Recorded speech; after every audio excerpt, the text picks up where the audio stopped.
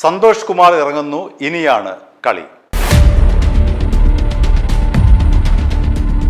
ഇഡിയെ ആക്രമിച്ച കേസിലെ 9ാം പ്രതി ഹരീഷിന് ജാമ്യം ലഭിച്ചത് വലിയ തിരിച്ചടിയാണ് അന്വേഷണ സംഘത്തിന് ഉണ്ടായത്. അതേപോലെ തന്നെ സർക്കാരിനും ഇത് വലിയൊരു തിരിച്ചടിയായിരുന്നു. കാരണം 9ാം പ്രതി ഹരീഷിന്റെ ജാമ്യാപേക്ഷയെ പബ്ലിക് പ്രോസിക്യൂട്ടറായിട്ടുള്ള ഗീനാകുമാരി കോടതിയിൽ എതിർത്തില്ല. അതിനെ തുടർന്നാണ് ഹരീഷിന് ജാമ്യം ലഭിച്ചത്.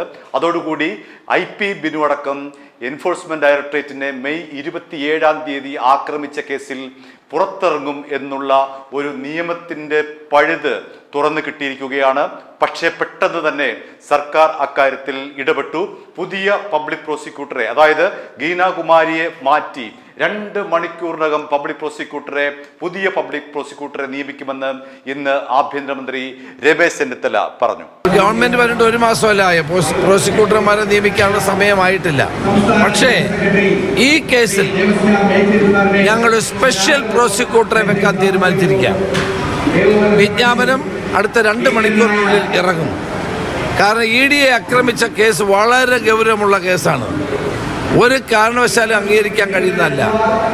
ആ പ്രതികൾക്ക് ജാമ്യം കിട്ടാൻ വേണ്ടി ഒത്തുകളിച്ച പ്രോസിക്യൂട്ടറെ എങ്ങനെ തലസ്ഥാനത്തു നിന്ന് മാറ്റാമെന്നുള്ളത് ഞങ്ങൾ ആലോചിക്കുകയാണ്.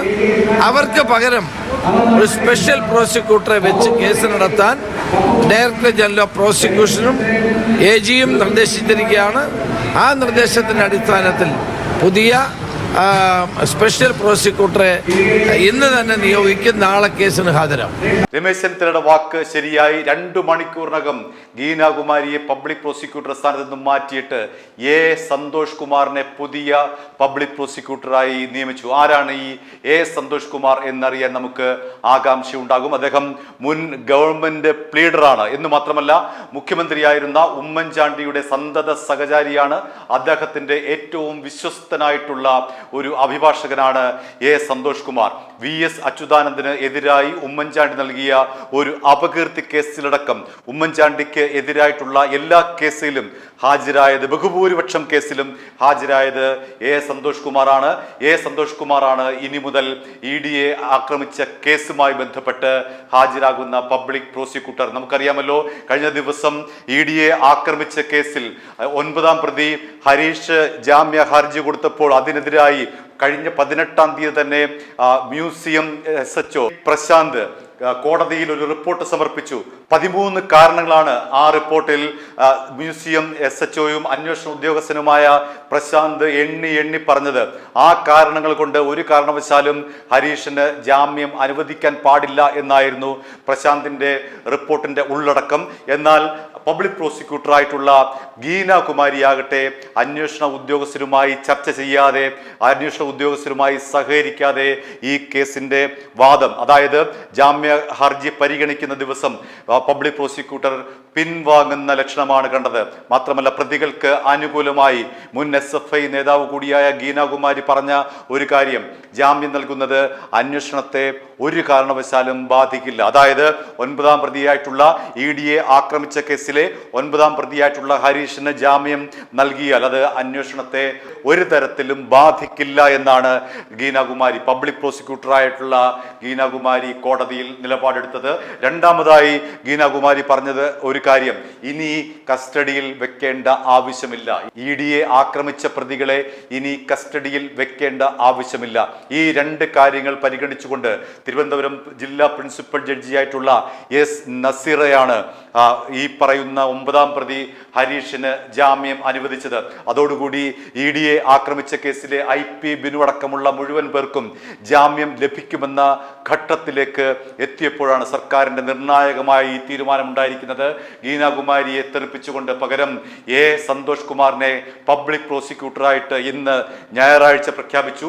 നാളെ ഒരുപക്ഷെ ഹരീഷിന് ജാമ്യം കിട്ടിയ ആ നിലപാടിനെ എതിർത്തുകൊണ്ട് സർക്കാർ നാളെ ഹൈക്കോടതിയെ സമീപിക്കാനും മതി. അത്തരത്തിലുള്ള തിരക്കിട്ട നീക്കമാണ് കൊച്ചിയിൽ ഇപ്പോൾ നടക്കുന്നത്. മ്യൂസിയം SHO ആയിട്ടുള്ള ആർ പ്രശാന്തിനെ, ഈ അന്വേഷണ ഉദ്യോഗസ്ഥനായ ആർ പ്രശാന്തിനെ DGP director general of prosecution ആയിട്ടുള്ള T അസഫ് അലി ഇന്ന് കൊച്ചിയിലേക്ക് വിളിച്ചു വരുത്തി വിശദാംശങ്ങളെല്ലാം തന്നെ ചോദിച്ചു. അദ്ദേഹം പറഞ്ഞു, പബ്ലിക് പ്രോസിക്യൂട്ടറായിട്ടുള്ള ഗീനാകുമാരിയുടെ പ്രതികൾക്ക് അനുകൂലമായിട്ടുള്ള നിലപാടിനെതിരെ സിറ്റി പോലീസ് സംസ്ഥാന പോലീസ് മേധാവിക്ക് പരാതി നൽകിയിട്ടുണ്ട്. അത്ര പ്രതിലോമകരമായ നിലപാടാണ് ഗീനാകുമാരി കോടതിയിൽ ഹരീഷിന് അനുകൂലമായി എടുത്തത് എന്നാണ് മ്യൂസിയം SHO DGPയെ അറിയിച്ചത്. ഇവിടെ എടുത്തു പറയേണ്ട മറ്റൊരു പ്രധാനപ്പെട്ട കാര്യം കൂടിയുണ്ട്. ഈ കേസിൽ ED കൂടി കക്ഷി ചേർന്നിരിക്കുകയാണ്. EDക്ക് മെയ് 27-ാം തീയതി, അതായത് പ്രതിപക്ഷ നേതാവ് പിണറായി വിജയന്റെ മകളെ വീട്ടിൽ കയറി ചോദ്യം ചെയ്ത ആ ദിവസം നമുക്ക് ഓർമ്മയുണ്ടല്ലോ. അന്ന് എൻഫോഴ്സ്മെന്റ് ഡയറക്ടറേറ്റിന്റെ ഉദ്യോഗസ്ഥരെ അവർ കാറടക്കം ഏതാണ്ട് 300ഓളം വരുന്ന CPM SFI DYFI പ്രവർത്തകർ വളഞ്ഞിട്ട് ആക്രമിച്ചുവല്ലോ. ആ ആക്രമിച്ച കേസിലെ പ്രതിയാണ് ഇപ്പോഴത്തെ 9ാമത്തെ പ്രതിയായിട്ടുള്ള ഹരീഷ്. ആ ഹരീഷ് ജാമ്യത്തിൽ ഇറങ്ങിയതിൽ EDക്ക് കടുത്ത വിയോജിപ്പുണ്ട്. ED ഈ കേസിൽ കക്ഷി ചേരാനായി അപേക്ഷ കൊടുക്കുകയും ഈ കേസിൽ കക്ഷി ചേരാനായി തീരുമാനിക്കുകയും ചെയ്തു. ED പറയുന്നത് ഈ ജയിലിൽ കിടക്കുന്ന 27 പ്രതികൾ മാത്രമല്ല, ഇനിയുമുണ്ട് പ്രതികൾ.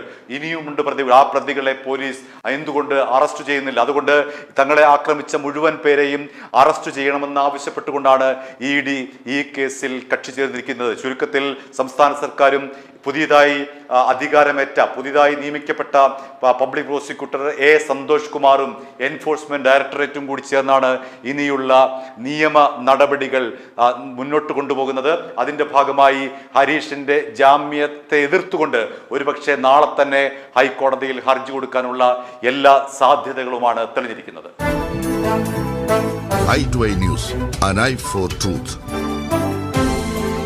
i2i News സബ്സ്ക്രൈബ് ചെയ്തിട്ടില്ലാത്തവർ ഇപ്പോൾ തന്നെ സബ്സ്ക്രൈബ് ചെയ്യുക.